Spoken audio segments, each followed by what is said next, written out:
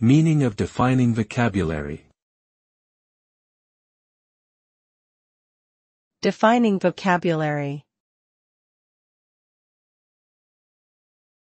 Defining vocabulary. Defining vocabulary. Defining vocabulary. Defining vocabulary refers to the subset of words in a language that are commonly used to define or explain other words. These words are often simple, concise, and understood by most people, making them useful for creating clear and accessible definitions.